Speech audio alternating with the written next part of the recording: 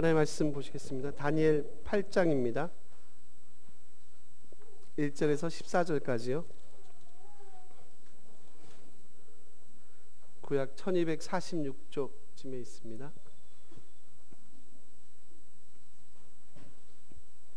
다니엘서 8장 1절에서 14절까지 1246쪽 1246쪽쯤 될 겁니다.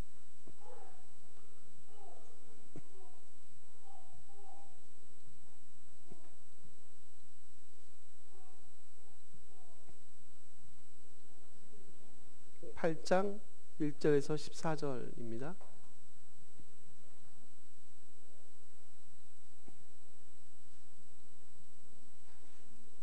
(8장) 1절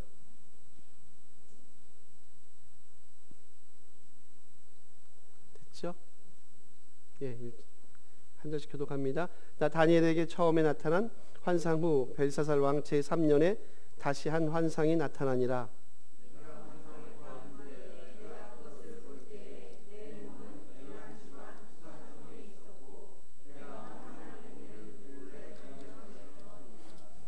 내가 눈을 들어 본즉 강가에 두 뿔 가진 순양이 섰는데 그 두 뿔이 다 길었으며 그중 한 뿔은 다른 뿔보다 길었고 그 긴 것은 나중에 난 것이더라.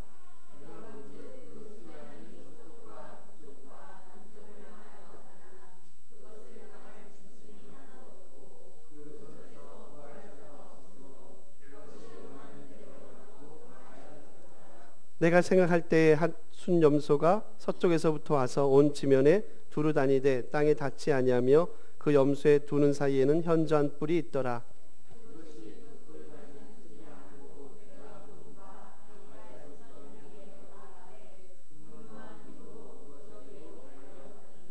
내가 본즉 그것이 순양에게로 가까이 나아가서는 더욱 성내어 그 순양을 쳐서 그 두 뿔을 꺾으나 순양에게는 그것을 대적할 힘이 없으므로 그것이 순양을 땅에 엎드러뜨리고 짓밟았으나 순양을 그 손에서 벗어나게 할 자가 없었더라.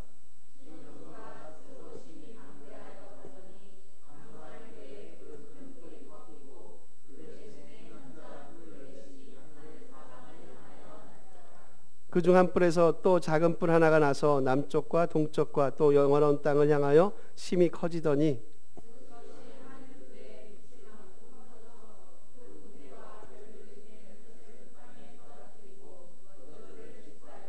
또 스스로 높아져서 군대의 주제를 대적하며 그에게 매일 드리는 제사를 없애버렸고 그의 성소를 헐었으며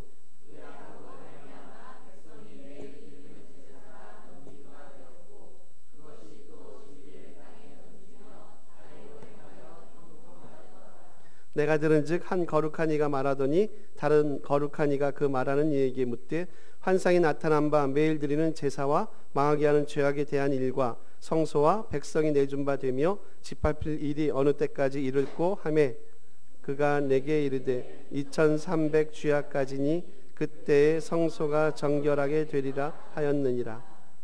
아멘. 복잡하시죠? 복잡하죠? 쉽진 않죠? 짧게 하고 끝납시다.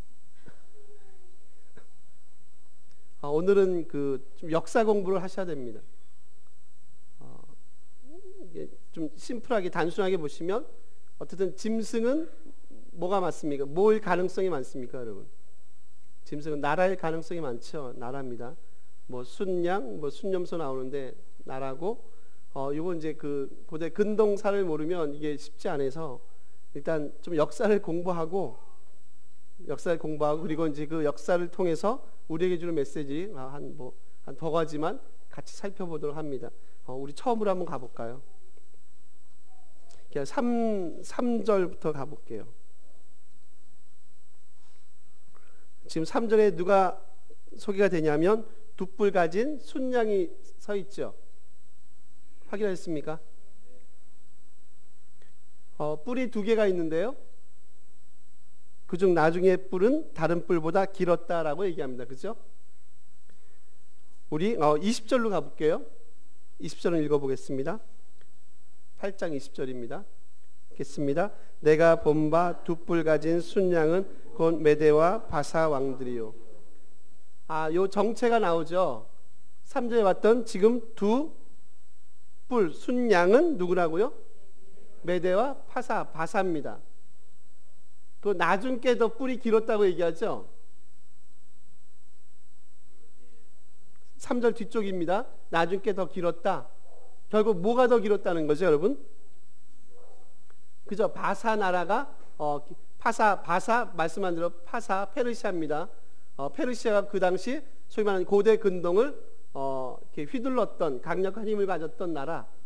일단 지금 순양은 두 뿔이 있다. 두 뿔은 뭐라고요? 메대하고 바사란 나라. 근데 바사가 뿔이 더 길었다 얘기합니다. 근데 보니까 또 5절 보니까 누가 나타납니까, 여러분? 한 숫 염소가 나타납니다. 그리고 순염소 두른 사이에는 5절에 보시면 현저한 뿔이 있다고 얘기합니다. 저희가 좀 그림을 좀 이렇게 준비를 할까 그랬나요? 좀 그러면 좀 훨씬 나실 걸 그랬나요? 어차피 안 되죠? 우리 21절로 가볼게요. 읽습니다. 털이 많은 순염소는 곧 헬라 왕이요 그의 두는 사이에 있는 큰 뿔은 곧 그 첫째 왕이. 보니까 순염소는 뭐라고 얘기합니까, 여러분?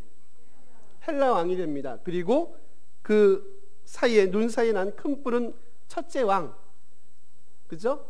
그러면 이제 누구일 것 같냐면 알렉산더 대왕이죠.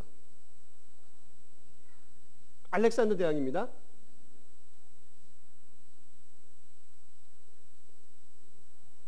됐죠?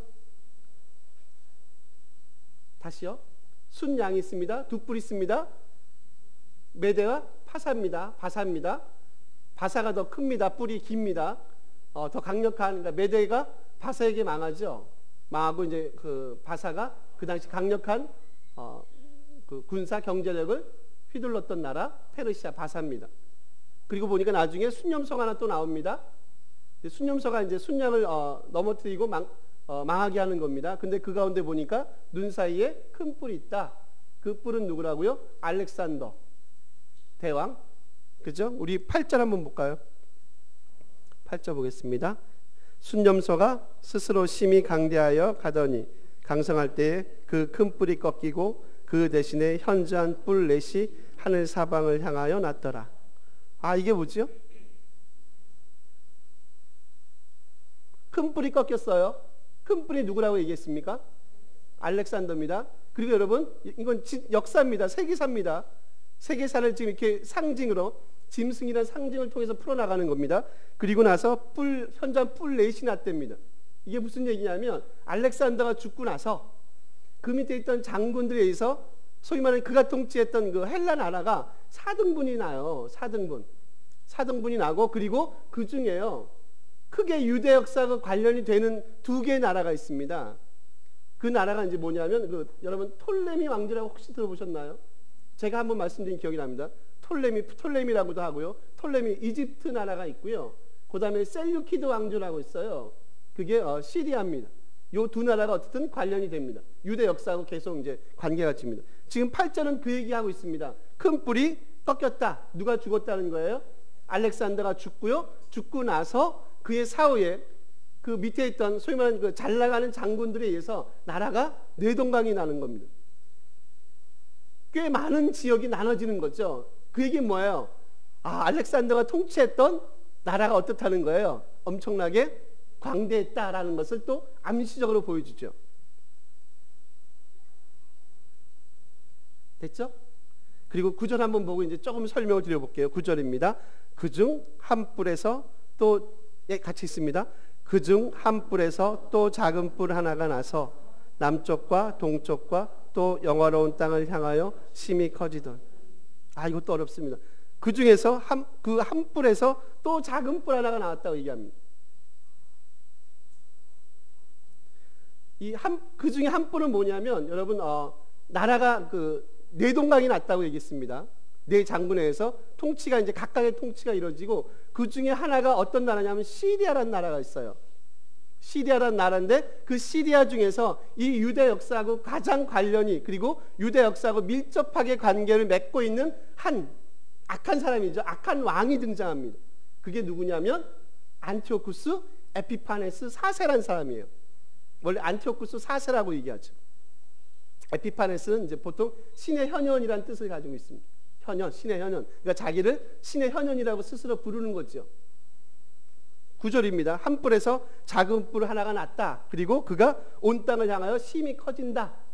그는 누구냐면 다시 말씀드리면 안티오쿠스 그냥 4세. 안티오쿠스 에피파네스 4세. 상관없습니다.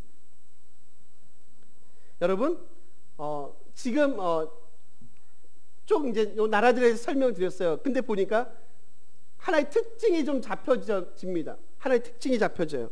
어떤 특징이 여러분 흐름 속에서 잡혀지는 줄 아세요? 어떤 게 잡혀집니까? 한 나라가 흥하고 더 강력한 나라가 세워지고, 또 그 나라도 사람도 또 망하고 또 더 강력한 나라가 세워지고 등등, 자꾸 세계 역사가 우리가 반복되는 것을 볼 수 있어요. 무슨 얘기냐면 우리 지난번 봤던 7장하고 사실 8장도 되게 밀접하게 관계가 있거든요. 무슨 얘기하는 것 같습니까, 여러분? 세계사 흐름 속에 어차피 이런 식의 역사는 어떻게 왔다요? 흘러왔다는 거예요.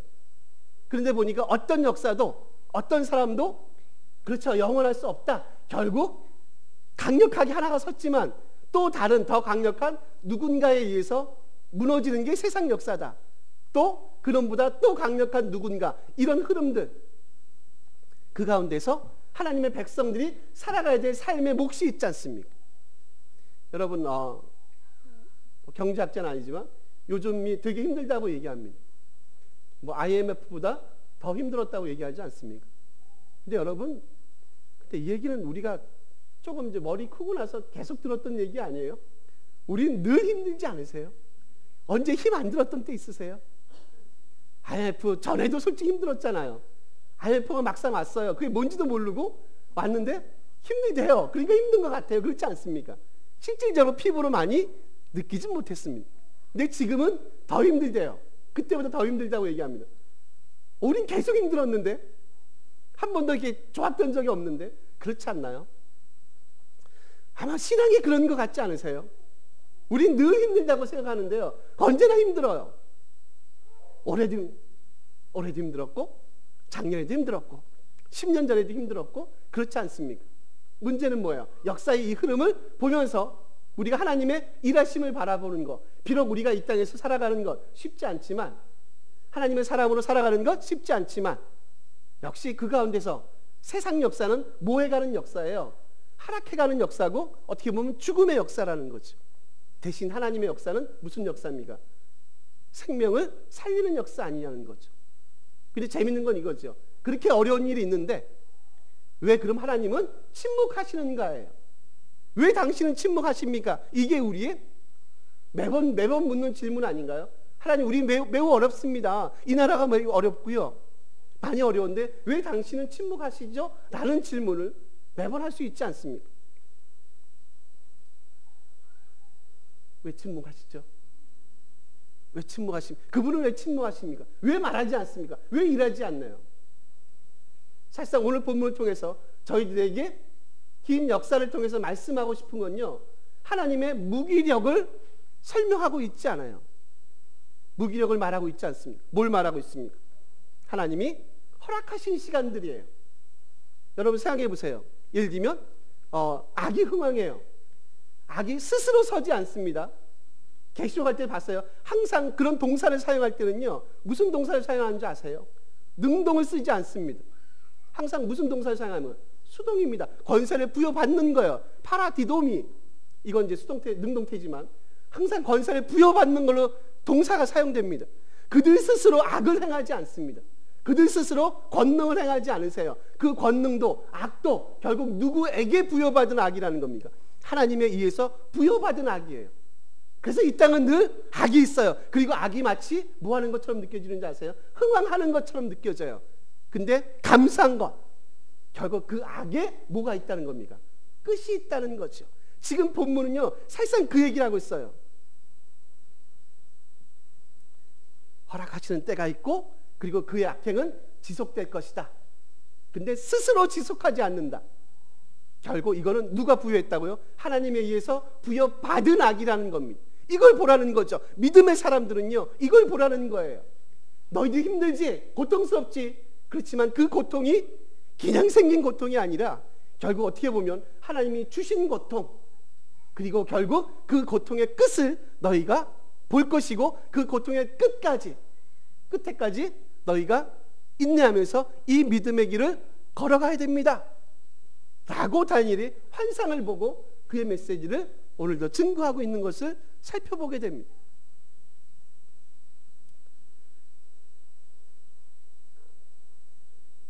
역사의 진행은 그냥 막 우연으로 흘러가지 않습니다.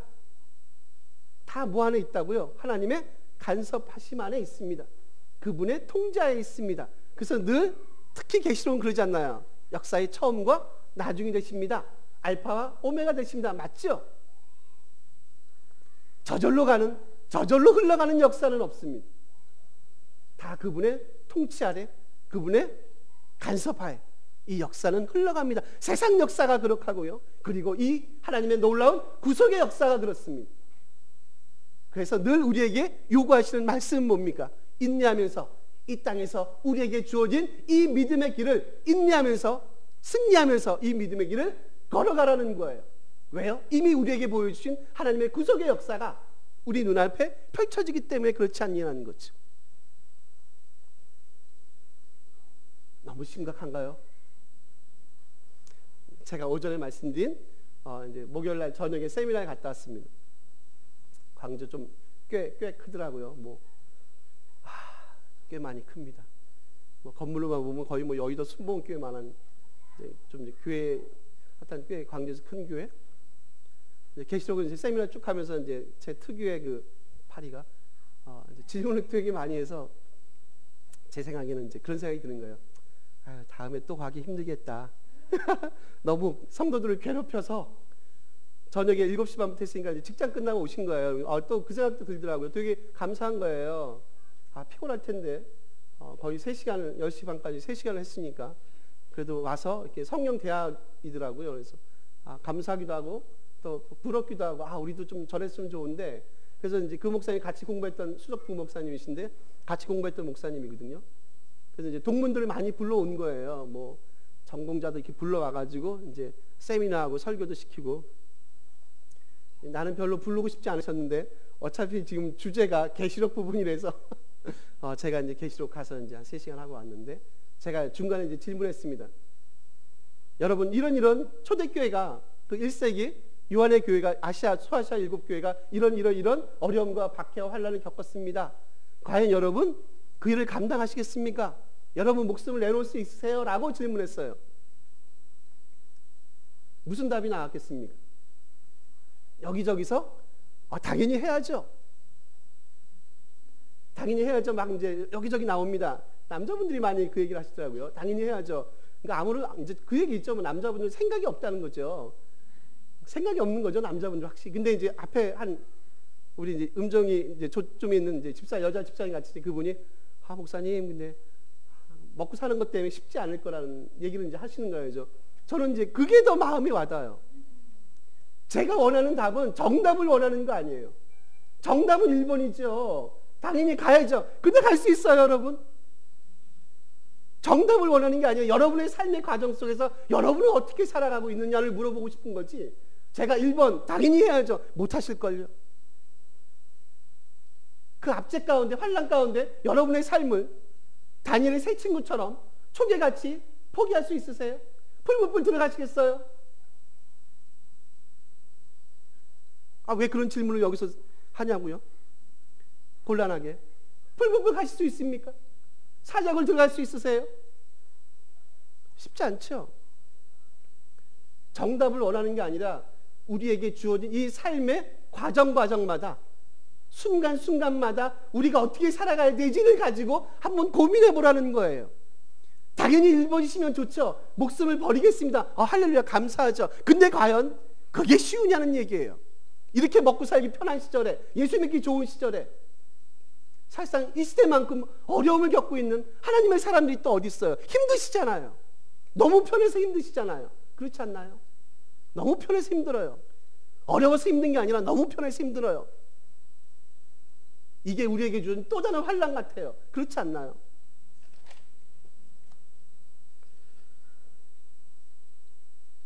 여러분, 하나님이 침묵하시는 게 아니라 분명히 이 땅에 악은 존재할 것이다. 그리고 그놈에게 주어진 시간이 한정이 나 있다. 그때까지 이 믿음의 여정을 가도록 다니엘은 오늘도 우리에게 말씀하고 있다는 거지. 과연 너희들이 그 길을 갈 수 있겠냐라는 거예요. 말씀한 대로 어차피 이거는 우리에게 있어서는 과거의 사건은 이미 끝난 거예요. 그렇지만 아직도 우리에게 뭘로 남아있어요? 열린 현실로 남아있지 않습니까? 여러분 이 길을 가실 수 있겠습니까? 라는 거죠. 너무 편해서 힘드시다고요? 그럼 한번 허리띠 졸라매세요. 한번 고통스럽게 한번 만들어 보십시오. 우리 14절 한번 읽어볼까요? 13절 마지막은 제가 한번 읽어드릴게요. 백성이 내준 바 되며 18필 일이 어느 때까지 이를고 하매 하고 14절에 얘기합니다. 있습니다. 그가 내게 이르되 2300 주야까지니 그때의 성소가 정결하게 되리라 하였느니라. 2300 주야, 요거를 사실상 날로 하면 1150일입니다. 주야니까. 그래서 학자들 사이에 또 논쟁이 많아요. 이거를 2300일로 보냐, 아니면 하루, 주야를 하루로 생각해서 반으로 딱 나누면 1150일입니다. 계산해 보니까 3년이 조금 넘는 기간이에요. 근데 여러분, 아까 저희가 봤던 그 작은 뿔 봤죠? 구절에 기억나시나요? 작은 뿔이 누구라고 얘기했죠? 안티오쿠스 4세입니다. 그 안티오쿠스 4세가요, 유대 백성들에게 했던 그 소위 말하는 그 유대 종교 박해 내지는 금지령이라는 게 있어요. 그게 언제 일어났냐면 BC입니다. 167년에 시작을 합니다. 근데 이제 무슨 일을 했냐면 이런 거죠. 너희들 율법 지키지 마라. 음식법 지키지 마라. 할례 행하지 마라. 그리고 안식일 지키지 마라. 그리고 심지어는요, 걔네들이, 그 사람이 예루살렘 성전에다 돼지를 제물로 드리는 엄청난 신성 모독을 행합니다. 그러니까 유대인들이 그걸 딱 보고 나서 드디어 구약에서 예언했던 마지막 때의 종말, 지금이 종말인가 보다. 그래서 그 사건들을 보면서 유대인들이 본 건 그러죠. 마지막 때의 종말이 지금 우리 이 시대에 왔구나 라고 유대인들이 해석을 하기 시작합니다. 그게 언제까지 이루어지냐면 164년 BC예요. 164년 12월까지. 12월에 뭐가 있었냐면 그 빼앗겼던, 잃어버렸던 성전을 다시 재봉헌하는 사건이 벌어집니다. 그 절기가 뭐냐면 수전절입니다. 그 절기를 기념하는 절기, 사시죠? 그 날을 기념하는 절기. 그게 뭐라고요? 어디서 들어보셨죠? 에스겔은 없죠. 이거는 구약엔 나오지 않는 절기입니다. 감사합니다. 그래도 맞았습니다. 바울 서신은 아니고 복음서 중에서 집사님 찍어도 저렇게 못 찍으실까? 그럼 2개 남았습니다. 마태, 요한 2개 남았습니다. 한 번만 더 찍어볼까요? 집사람 한번 찍어보세요. 네? 몇 장입니까? 그럼 한번 우리 졸리시니까 우리 10장 한번 가볼까요? 요한 10장입니다. 요한복음 10장이에요. 그러니까 이 절기는 구약엔 없죠. 왜냐하면 BC 2세기에 일어난 사건이니까.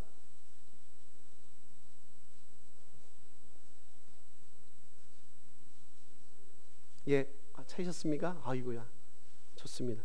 22절입니다. 제가 저런 말씀 안 드렸는데 10장 22절 163쪽쯤에 있습니다. 한번 어르신들은 그냥 들으셔도 됩니다. 한번 읽어볼게요. 예루살렘의 수전절이 이르니 때는 겨울이라. 지금 수전절이 그 얘기하는 겁니다. 안티오쿠스 4세 때 성전이 폐허가 되고 황폐해집니다. 예배가 율법이 지켜지지 않습니다. 근데 다시 어떻게 해요? 이 성전이 회복된 날을 기념하는 절기, 재봉헌된 날을 기념하는 절기, 그 절기가 뭐라고요? 수전절. 요한복음 10장 22절에 나오는 요 절기입니다.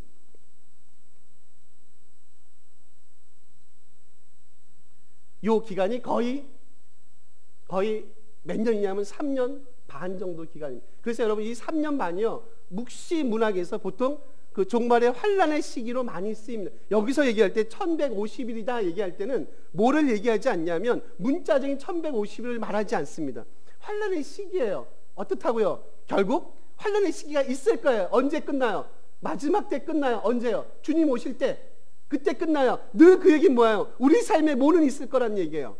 환란과 어려움과 곤고함이 있을 거란 얘기예요. 누구에게는요? 하나님의 백성에게는, 그리스도인이라 분류를 받는 하나님의 백성에게는 이런 일이 있을 것이다. 그때까지 뭐 하라는 거예요? 인내하면서 이 믿음의 길을, 이 믿음의 행보를 늦추거나 멈추지 말라는 거죠. 세상 역사는 그렇게 흘러간다는 거예요. 세상 역사는 흘러가요. 대신 그들의 역사는 결국 나중엔 뭐의 역사로 남는다고요? 사망의 역사로 남을 것이다. 하나님의 역사는 생명의 역사로, 살리는 역사로 남을 것이다. 이걸 보여주기 위해서 다니엘이 지금 이 환상을 보고 있지 않습니까?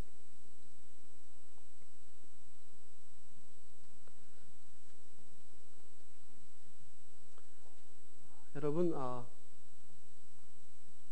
아까 잠깐 말씀드렸지만 참 이 시기가, 이 시대가 참 예수 믿기 힘든 것 같습니다. 아십니까? 한 2050년쯤 되면요, 미래학자가 그런 얘기 했답니다. 2050년쯤 되면 기독교 인구가 많아야 500만이 넘진 않을 거라 얘기합니다. 지금 1000만 됩니까? 1000만도 안 되지 않나요? 2050년쯤 말씀했죠. 2050년 몇 년 남았죠? 이제 30년입니다. 30년밖에 안 남았습니다. 그럼 이제 거의 이제 절반이 줄어요. 그럴 것 같지 않습니까? 아까 말씀했지, 주일학교, 교회학교, 초중고, 지금 여기 한 분도 안 계신데 지금 많이 없잖아요. 교회가 아무리 커도 주일학교, 중고등부 애들 많이 없거든요. 청년부 많이 없어요. 그런 거 보면 참 그게 되게 피부로 많이 와닿아요. 2050년에 진짜 많아봐야 500만 기독교 인구가 많이 와닿아요. 왜 그래요? 환란이 있어요? 핍박이 있어요? 없잖아요. 왜 그래요? 너무 편한 거 아닌가요? 너무 편해요. 서서히 이제 주님을 뭐 해가요? 잃어버리는 시대가 됐어요. 너무 편해서, 너무 배부르니까. 마지막 예화를 마치고 마치겠습니다. 여러분, 러시아 그 작가 솔레니치라는 사람 아시죠? 그 사람이 1983년에요. 그 소위 말하는 템플던 상을 받았다고 얘기합니다. 템플던 상이 예를 들면 뭐 마더 테레사, 그리고 우리 한경직 목사님도 1992년에 그 상을 받으셨답니다. 그러면서 어떻든 이 솔제니친이 자기 그 연설에서 이런 얘기를 했대요.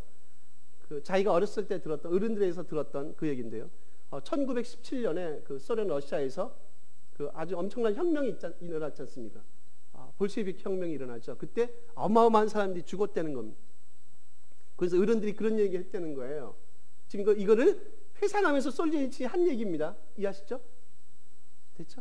어른들이 그런 얘기 했다는 겁니다. 왜 우리에게 왜 이런 일이 일어났지?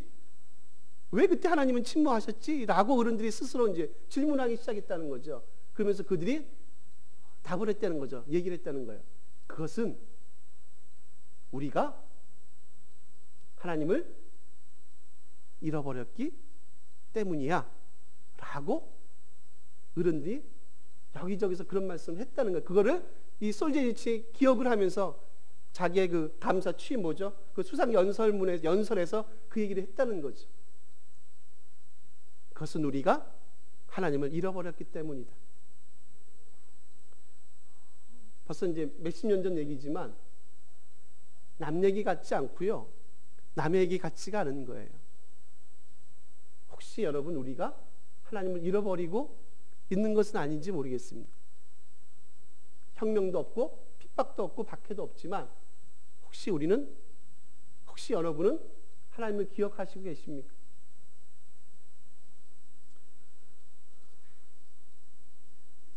정말 한국 땅에, 그리고 우리 조국교회 안에, 그리고 우리 평안교회 안에 하나님을 기억하는 일들이 좀 있었으면 좋겠어요. 늘 삶의 그 현장에서 그 시간마다 구석구석에서 늘 하나님의 그 흔적이 느껴졌으면 좋겠어요. 늘 그분에게 물었으면 좋겠어요.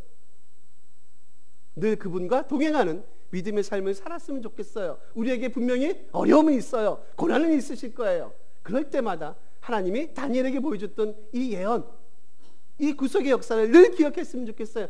결국은 세상은 망할 것이고 하나님의 나라는, 하나님의 그 섭리는 하나님의 백성들 위해서 결국 우리의 손을 그분이 들어주실 거야.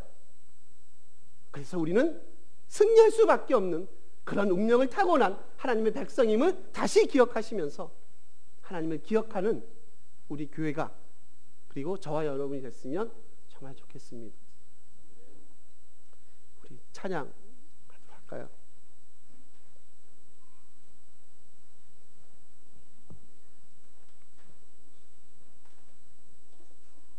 파송의 노래